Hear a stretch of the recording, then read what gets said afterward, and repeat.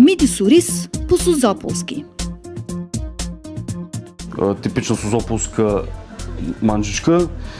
Естествено варим оризче, оставяме мидичките да покъкрят с доста подправчици, магданосчи, с мащерка също някой път се слага, лимонче, настъргана коричка от лимонче и доста други подправки, червено пиперче и така нататък.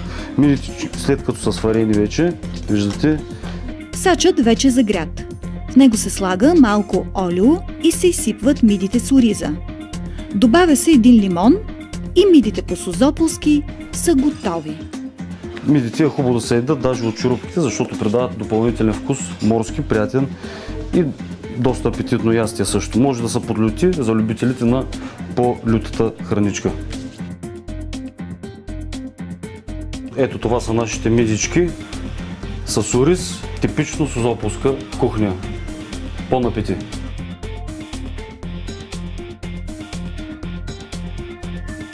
След като видяхме каква е рецептата за приготвяне на миди по оригинална гръцка рецепта, сега ще опитаме миди, приготвени по созополски с ориз.